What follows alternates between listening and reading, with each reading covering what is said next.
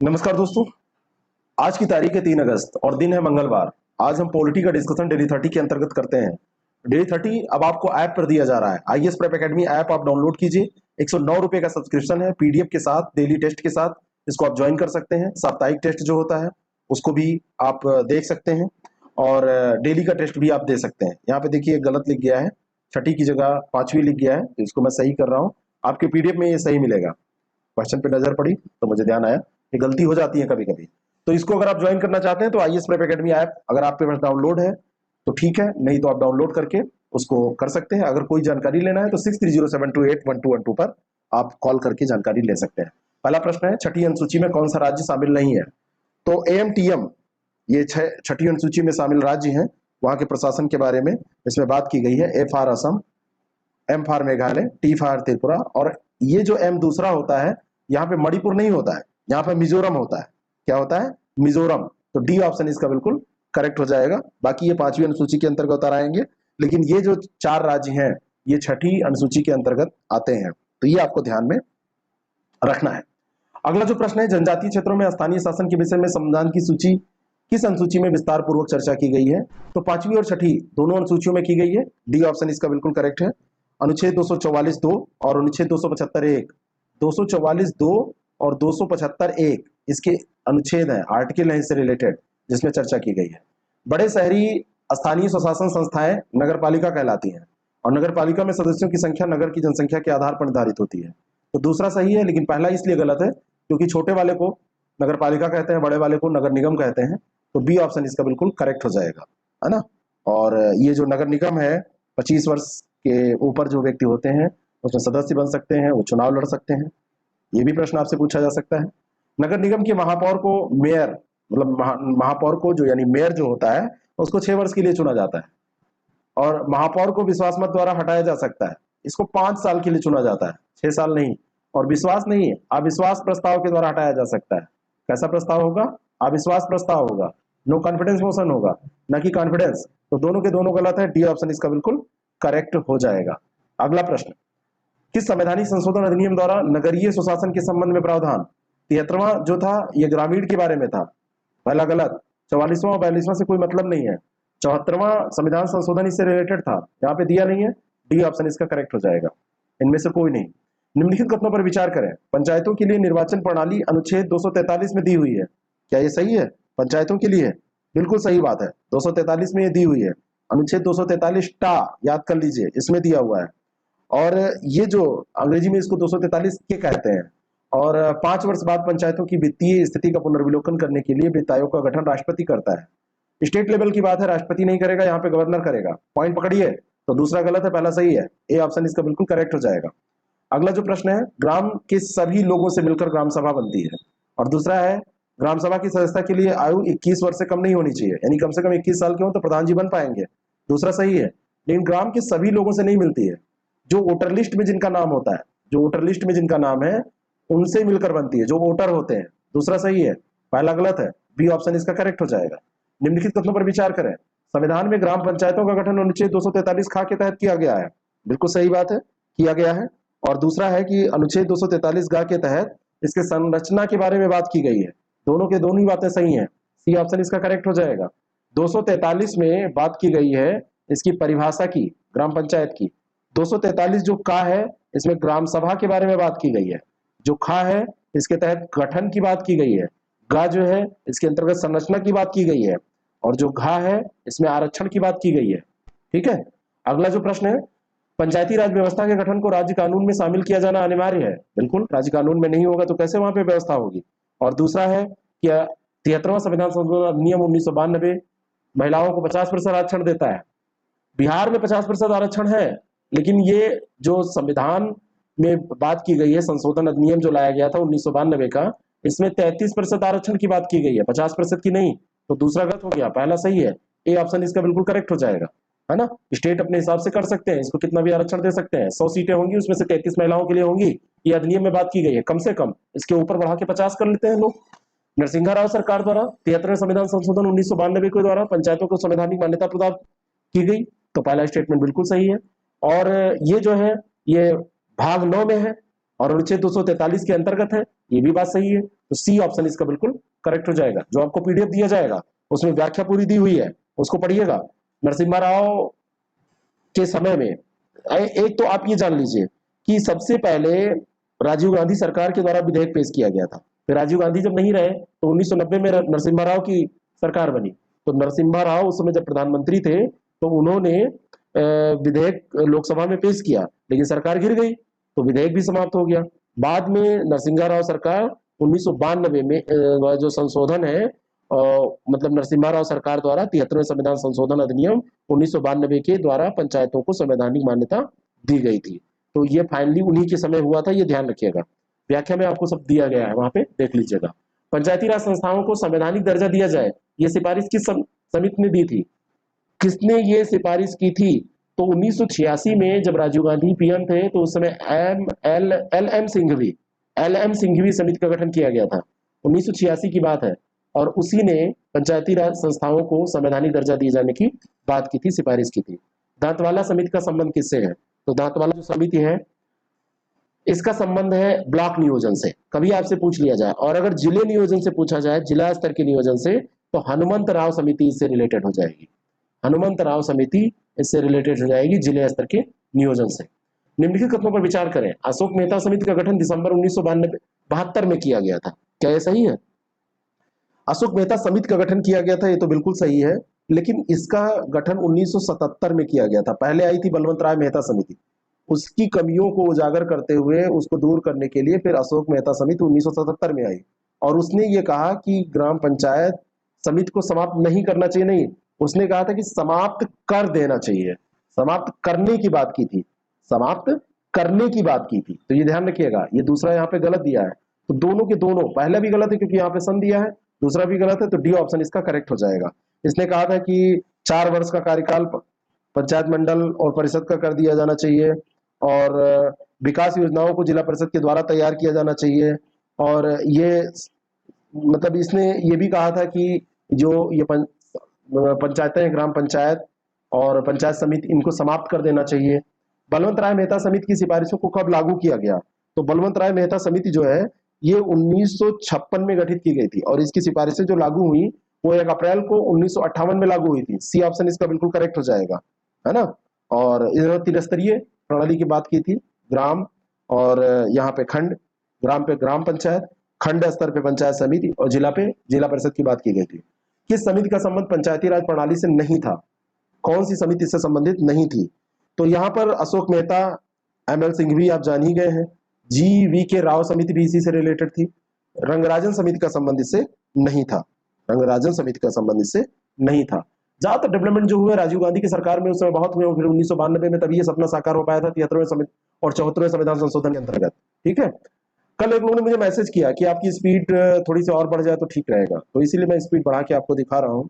वैसे YouTube में control button होता है, आप घटा बढ़ा सकते हैं। भारत में त्रिस्तरीय पंचायती राज प्रणाली की सिफारिश किस समिति ने की थी? तो त्रिस्तरीय पंचायत राज प्रणाली ये बलवंत राय मेहता समिति अभी हमने डिस्कस किया है, ए ऑप्शन इसका बिल्कुल करेक्ट है ना। और अगला जो प्रश्न है, भारतीय संविधान के अनुच्छेद 40 में कहा गया राज्य ग्राम पंचायतों का संगठन करने के लिए कदम उठाएगा, बिल्कुल कहा गया है, अनुच्छेद 40 में ही ग्राम पंचायत की बात की गई है, पूछा जाता है सीधा प्रश्न आपसे। और भारत में सामुदायिक विकास कार्यक्रम के रूप में 1952 में विकेंद्रीकरण की प्रक्रिया शुभारंभ की गई, मतलब प्रारंभ की गई, इस प्रक्रिया का शुभारंभ हुआ। तो दोनों के दोनों स्टेटमेंट यहाँ पर सही है, सी ऑप्शन इसका बिल्कुल करेक्ट हो जाएगा। स्थानीय स्वशासन का तात्पर्य क्या है? स्थानीय स्वशासन का तात्पर्य होता है स्थानीय लोगों की शासन में भागीदारी, ए ऑप्शन इसका बिल्कुल करेक्ट है ना। लोकल पीपल्स पार्टिसिपेशन, शासन में लोकल पीपल का पार्टिसिपेशन जब होता है। स्थानीय स्वशासन या स्वायत्त शासन स्थानीय लोगों की भागीदारी को सक्षम बनाता है, अगर कहा जाए तो बिल्कुल सही है। जब आपसे मेंस में पूछा जाएगा तो आप यही लिखेंगे। और स्थानीय स्वायत्त शासन की व्यवस्था शासन को ऊपरी स्तर तक लोकतांत्रिक बनाती है, क्या ये बात सही है? ऊपरी स्तर तक, निचले स्तर की बात होती है, निचले स्तर की बात होती है, अपर लेवल नहीं, डाउन लेवल की बात होती है ना। लोअर लेवल, डाउन नहीं कहेंगे उसको, लोअर लेवल कहेंगे, लोअर लेवल की बात होती है। तो दूसरा गलत है। क्वेश्चन को सही से पढ़िए, आधा काम यहीं पे तमाम हो जाता है। क्वेश्चन आपके सामने गिर पड़ता है, नतमस्तक हो जाता है, सही से आप उसको इज्जत देके पढ़ लेते हैं, और अगर आप उसको ध्यान देके नहीं पढ़ेंगे तो गुस्सा हो जाएगा। स्थानीय स्वायत्त शासन का जनक किसे माना जाता है? बहुत बढ़िया प्रश्न। रिपन को माना जाता है। बी ऑप्शन इसका बिल्कुल करेक्ट है, रिपन को माना जाता है। और भारतीय संविधान के प्रथम प्रारूप में पंचायती राज व्यवस्था का उल्लेख था, पहला स्टेटमेंट। और भारत में अंग्रेजी उपनिवेशवाद के समय में ही स्थानीय शासन के महत्व को समझा जाने लगा था। तो ये तो सही है, समझा जाने लगा था, महत्व तो इसको समझ रहे थे, लेकिन पंचायती राज व्यवस्था को लोग प्रथम प्रारूप में नहीं था, पहला ये गलत है, प्रथम प्रारूप में नहीं था, ठीक है। और इसके बाद में डीपीएसपी में अनुच्छेद 40 में गांधी जी के दबाव के फलस्वरूप ये आया था। तो गांधी बाबा का ये दबाव था जो ये आ पाया था। टीटागढ़ वैगन्स किस भारतीय राज्य में अवस्थित है? इंपॉर्टेंट क्वेश्चन है। इटली की एक कंपनी का 90% हिस्सेदारी इसने लिया था, पार्टिसिपेशन उसमें किया। और टीटागढ़ जो वैगन्स है ये पश्चिम बंगाल में स्थित है और अभी चर्चा में इसलिए आया है 34 ट्रेनें इटली से, कुल 34 ट्रेनें इसमें भेजी जाएंगी और प्रत्येक ट्रेन में 3 कोच होंगे और पुणे मेट्रो कोच के लिए ये ट्रेनें भेजी जा रही हैं, ठीक है। और ये 2015 में इतावली रेल उपकरण फर्म है, फायरमा ट्रांसपोर्टी उसका नाम है, फायरमा ट्रांसपोर्टी। तो फायरमा ये इटालियन नाम है, इसका 90% हिस्सेदारी का अधिग्रहण इसने किया था टीटागढ़ वाले ने, और फिर इसका नाम टीटागढ़ फायरमा एसपीए रख दिया गया था, ठीक है। और टीटागढ़ के पास अब फायरमा ट्रांसपोर्टी की 100% हिस्सेदारी है, पूरा खरीद लिया है इसने। तो वैसे ये वैगन्स कहाँ पे स्थित है टीटागढ़ वैगन्स? तो ये पश्चिम बंगाल में। भारत सरकार ने उड़ान परियोजना के तहत कितने नए हवाई यातायात मार्गों को मंजूरी दी? उड़ान परियोजना, उड़े देश का आम नागरिक, और इसके अंतर्गत अभी 780 नए हवाई यातायात मार्गों को मंजूरी दी गई है। बी ऑप्शन इसका बिल्कुल करेक्ट है। पूर्वोत्तर अंतरिक्ष अनुप्रयोग केंद्र NESAC कहां पर स्थित है? बढ़िया प्रश्न है। तो ये केंद्र सरकार ने पूर्वोत्तर अंतरिक्ष अनुप्रयोग केंद्र से असम मिजोरम सीमा विवाद को हल करने और अस्थायी समाधान पर पहुंचने के लिए उपग्रह चित्रण के माध्यम से राज्य की सीमाओं का मानचित्रण और सीमांकन करने की बात की है ना। 2005 में इसको स्थापित किया गया था शिलोंग में। कहां पर स्थापित किया गया था? शिलोंग में स्थापित किया गया था। शिलोंग किस कहां पर है, किस स्टेट में है, कहीं की राजधानी है क्या, जरा बताइएगा। अगला जो प्रश्न है, आईटी अधिनियम की धारा 66A का संबंध किससे है? अभी 5 जुलाई की बात है, सुप्रीम कोर्ट द्वारा 6 साल पहले रद्द किए जाने के बावजूद पुलिस द्वारा धारा 66A के तहत मामले दर्ज करना जारी रखने पर हैरानी व्यक्त की और इस कारण से ये चर्चा में आया। तो अधिनियम की धारा 66A जो है ये आपत्तिजनक संदेश भेजने पर सजा देने से रिलेटेड है। बी ऑप्शन इसका बिल्कुल करेक्ट है ना। तो मोबाइल से या लैपटॉप से, किसी भी डिवाइस से ये जो भेजा जाता है तो उससे रिलेटेड है ना। अनुच्छेद 19(1) के तहत मनमाने ढंग से, अतिशय पूर्वक और असमान रूप से अभिव्यक्ति की स्वतंत्रता के अधिकार का हनन मान के इसको रोक दिया गया था कि ऐसा नहीं किया सकता, लेकिन पुलिस वाले तो कर रहे हैं।